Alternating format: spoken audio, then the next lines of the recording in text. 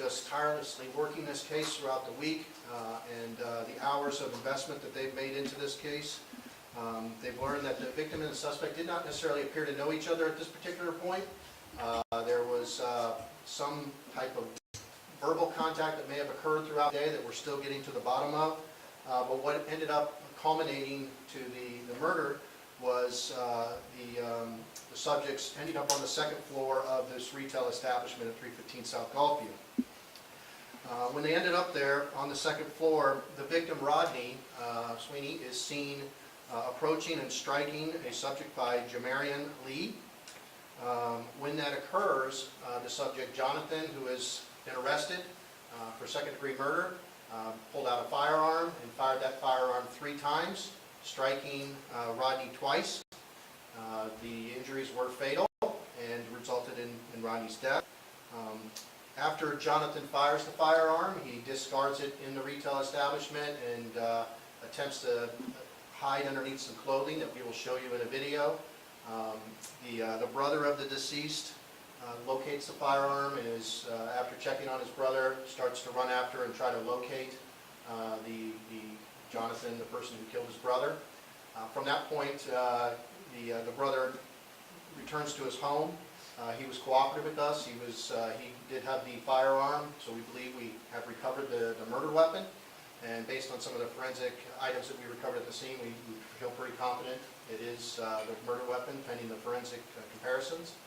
I'd like to kind of show you a video, and then I'll go into a few more details that shows you the course of the events and how what I just described. So you see, this is Johnathan in the mustard camouflage, and Jamarian is in the white T-shirt with the dreads. That's Johnathan striking him. You can see that it's really difficult to see in this particular video, but Johnathan is shooting the firearm. And I'm going to come back to this portion in a couple seconds. So there is, this battery occurred, but this battery is no excuse for pulling out a firearm and doing the behavior of which Johnathan did. And based on even some of his movements prior to the battery occurring, it appears very likely he intended to utilize that firearm from the get-go. So we are extremely lucky and happy to be able to place him into custody, but this whole incident went down into in a crowded retail establishment with other citizens and bystanders very close by.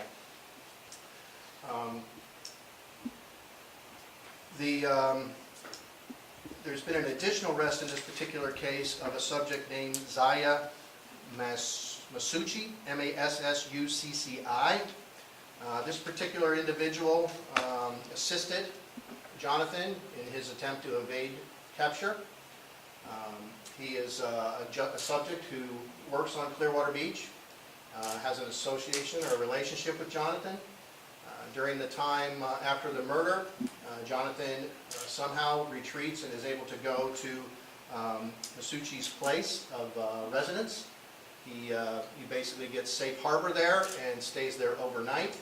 In the morning, he provides his keys to his car that our analysts had located in a parking garage near the Surf Style retail establishment, and retrieves that car, takes it back to his apartment complex, clearly with the desire to return that vehicle. And based on his statement and his information he provided the detective, he was well aware that this homicide had happened. He had seen the media footage and the pictures and knew what occurred and knew and intentionally assisted him in this endeavor.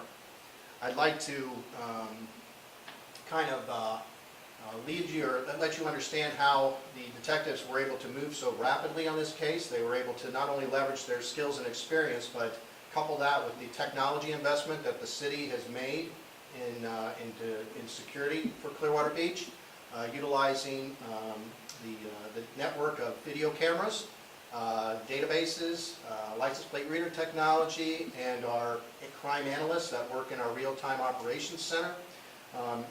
We, very early on from this video footage, obviously were able to get a general description of Johnathan. The analysts were able to start combing through video footage and very quickly identified video footage of him milling about throughout Clearwater Beach, which is certainly a much higher resolution video footage than that security footage. From those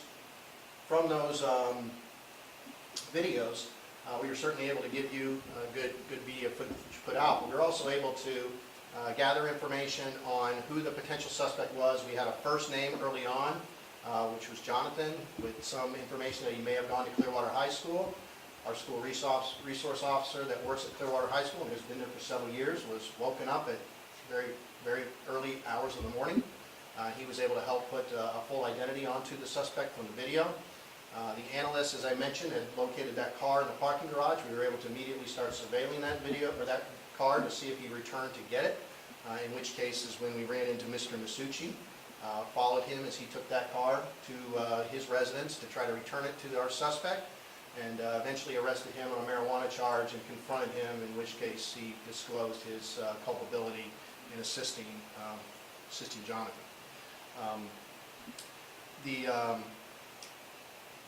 There was also some tipsters based on the media that helped us conclude that as well, but I think I wanted to reassure that the public that we've made a significant investment in technology, and that technology allows us to pretty much hold anybody accountable that comes out and commits a crime within the city, but certainly Clearwater Beach.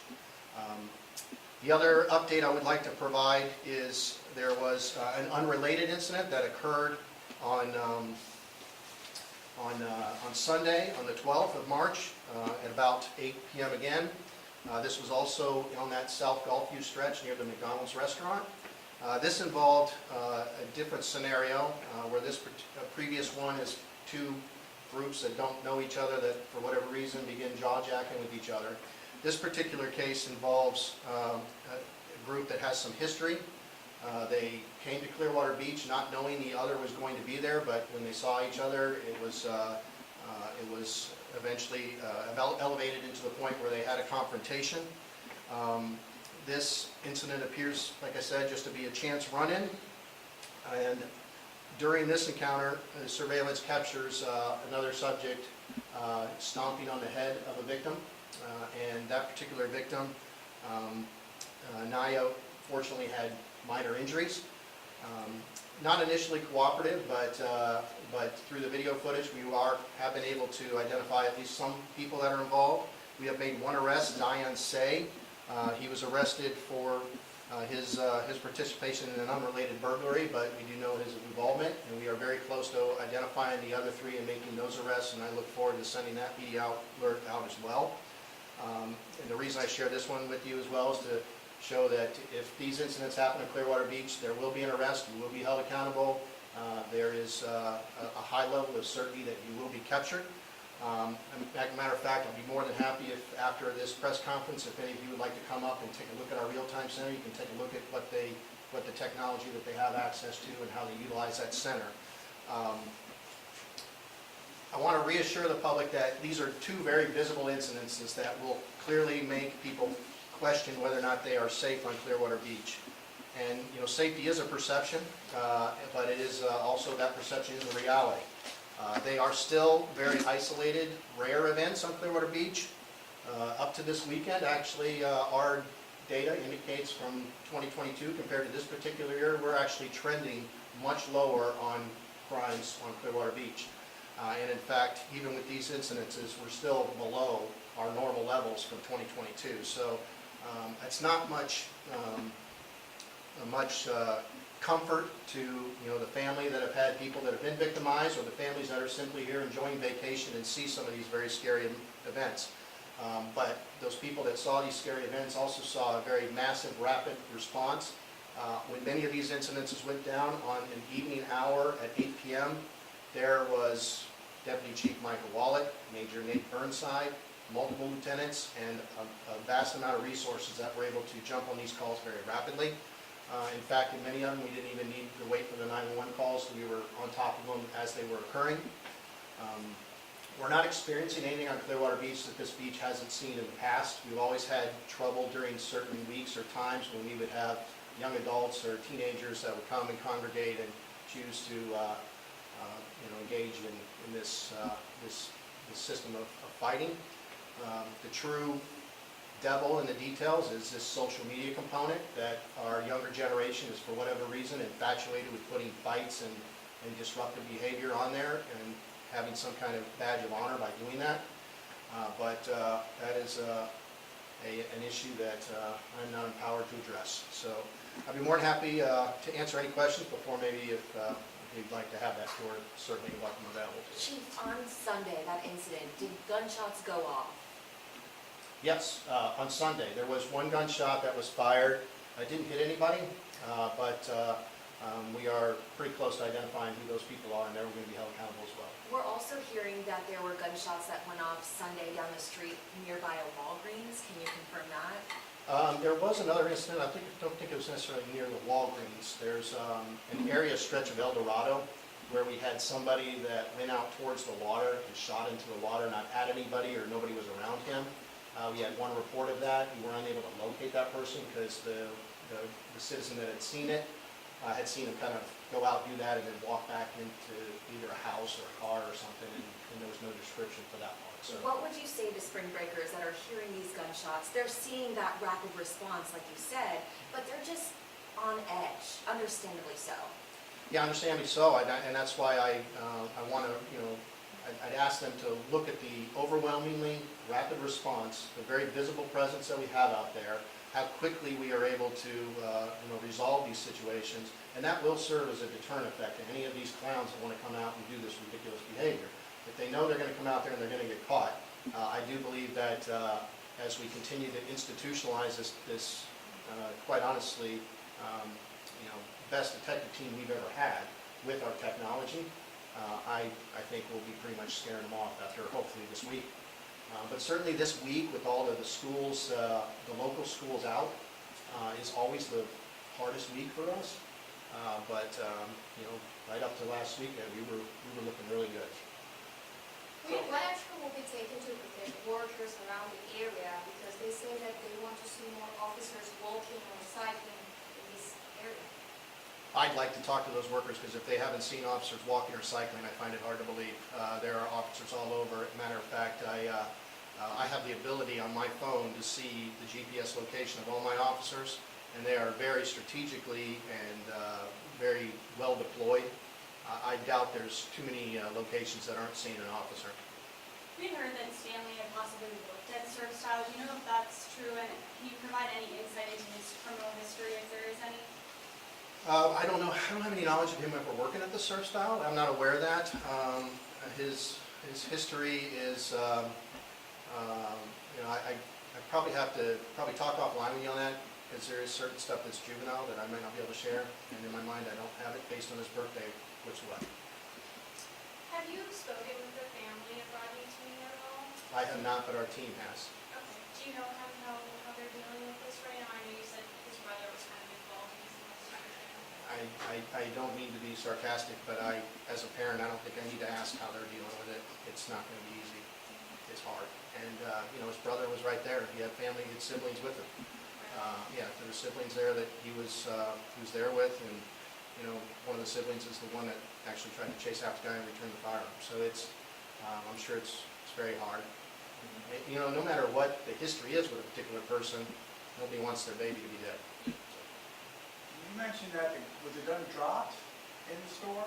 The suspect actually tried to hide it and leave it, and one of the siblings located it, and that's how we were able to recover it, honestly. He said he returned fire with that same gun, or No, he didn't do. He never saw him again. He ran to try to find him, but he never found him. And you may have gone over this. What was the actual beef about? What would what? What were they actually fighting about with this? With the murder case, we really don't know. What happens a lot of the times, these groups all go there, these young adults, these juvenile groups, they all go there, some of them, I believe, with the intent to fight. And I think that's what Johnathan and his little clan were involved in. I think they went there looking for somebody to pick a fight with just because it's cool to get it on video or cool to do it. He's known for wearing this rosary bead around him for so many years. I don't think it means much to him as to what it means to a lot of other people. Was the gun stolen? Is there any idea of the history of the gun? I don't believe it was stolen, but we have a process we do to kind of track it as much as we can based on what records are available to us, and it'll be some time before we have all that done. And where is Stanley from? Is he local or was he on spring Uh, break? Stanley, I think he lives in Clearwater, off of the phone booth area, and he did attend Clearwater High School, so a little bit of a local guy. Mr. Sweeney's more Largo, so some of the other ones involved, the other one were St. Pete, so we got people from everywhere. There was a strong presence this week from groups out of Hillsborough. Many of those were problematic that we had to deal with. Officer made a significant amount of arrests on a lot of different behavior this week, whether it was open alcohol or kids drinking or criminal mischief. We were on top of it. We were putting pressure back on the people that were causing trouble, and we're hoping that message resonates with them. Is there a likelihood of charges for Jamarian Lee? I don't see any charges for Jamarian. He was punched, and he cooperated with us, so I don't see any charges. I was just gonna ask about the other two persons of interest. Have they been cooperating? What's the status on them? The other two persons of interest, in which case? The murder. The murder case? The pictures that were put out. We've got decent cooperation. Depending on which person you're talking to, as I said, the person that assisted with the car, he gave a statement, and he may have not been 100% honest, but we believe he gave a pretty honest statement. Jamarian was cooperative with us. He spoke with us, and so was Mr. Sweeney's family members that were there with him. You mentioned social media earlier. Did that have anything to do with this murder case? I think, not necessarily maybe directly with the murder, but I think a lot of the ridiculous behavior is because of this social media devil, that these kids are so infatuated with just putting ridiculous stuff on TikTok. It's a reason I don't have it. I think it's really poisoned our kids, many of them, to do really stupid things that they're not well thought out, and it's created a culture with a segment of our youth, not all of them, but a good portion of them, that really takes their life away. I mean, this kid's 20-something. He's going to go to prison now for second-degree murder, and got another kid who's 20s that's dead. And that's what we see on the beach. We see these groups that are coming out there, they're congregating and getting into stuff, and everybody's more interested in getting it on their phone than they are treating people with respect. If you can't tell, I don't like it. Clearwater's a beautiful place to go. People want to come. Still is, yes. People want to come. I do. I believe, and I'm certain there are people that, because of what happened this week, will say, I don't want to go back there again. I would encourage them to rethink that after they calm down. These are isolated incidents. You guys cover this area. We don't have this kind of level of violence in Clearwater. There's violence that's increasing across the nation from a crime perspective. Clearwater has been not necessarily 100% immune to it, but we're not seeing the level of increases that many other communities are. And I think we're blessed from that perspective. But we live in a gun culture. We live in a community that I think is not immune to regular negative behavior by bad people. You were talking about this technology. I'm wondering if you could kind of pare it down, maybe in a list of what you use. Yeah. So what's changed is certainly there's been the availability of video for a long time. But back when I was a detective, you got a grainy video from a home surveillance, and many of you wouldn't even put it on there because it was so grainy and didn't reproduce very well. But the stuff today is such higher level. The ability to share it is much more efficient too. We have the ability through our real-time center now to even we have a registry that we allow people to just indicate where their surveillance systems are and a contact, so that detectives now can blast out a contact. We had an incident that happened last night at 1 a.m. Check your video. If you have something, send it to us. We're not watching their video, we're not spying on them, but they have the ability now just to capture that at a much higher rate. The analysts have analytics software that they can put in there and say, we're looking for this particular guy, and it'll pull them out of every video. Of course, the license plate reader technology that allows us, when we have a criminal predicate, to go in and look at that data and identify whose car was there and matches the description, and track that back relatively rapidly.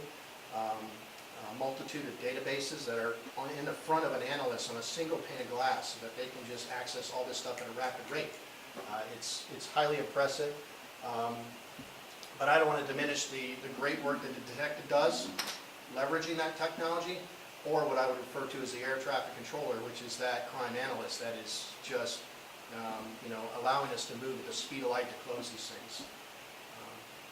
I don't know if that answers your question, but it's, when you see it, we'll have to talk more about it. It's just, it's a game changer for us. And boots on the ground then. Boots on the ground, yeah, I mean, just in case anybody isn't aware, we employ human beings. They're really good people, and, many of them, their families and kids are on spring break this week too, and they don't get the week off to spend off with them. And these detectives ran themselves to the point of exhaustion, and they're getting a nap, and they're coming out, and those 3 that I mentioned earlier, they're going to go get them too. And we're going to go after anybody on Clearwater Beach. There was another minor case where one person went into a restaurant and just took a bottle of vodka. If that person's listening, he's going to jail too. And we're working on him. So there isn't anybody that's going to go out there and commit a crime in our community and get a free pass. Anything else? All right. Like to take a walk?